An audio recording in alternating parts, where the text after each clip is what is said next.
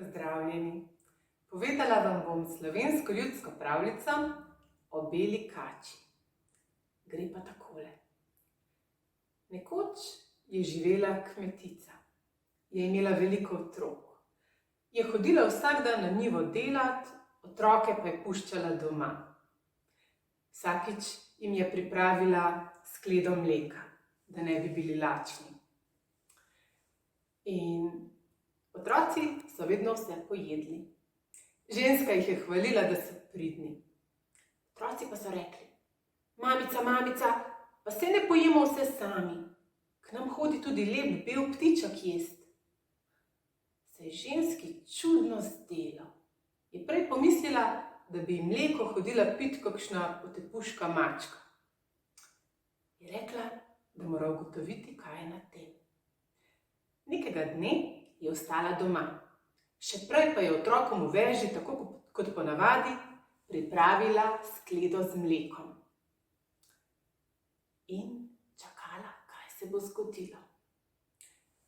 In res, čez čas se je izpod mize privila bela kača s krono na glavi in se splazila najmanjšemu otroku na vročje. Otroci so kačo gladili, jo božali, ženska pa je kar otrpnila od strahu. In potem je bila kača tam toliko časa, dokler se ni napila mleka. Potem pa je stresla kronico z glave in se odplazila nazaj v svojo luknjico. Ženska je potem hitro pritekla in spravila otroke na varno. Ni pa pozabila pobrati krone. Dala jo je v skrinjo, kjer so imeli spravljeno prejo. No, po zimi je dedek tisto prejo vil. Jo je vil, pa je ni uspel poviti.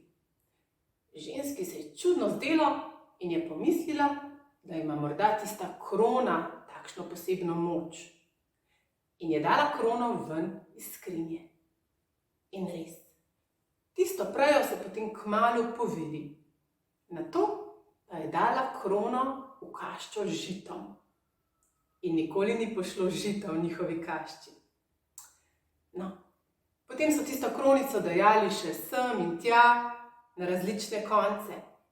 In njihova hiša si je tako pomogla, da je postala najbogatejša v celi vasi.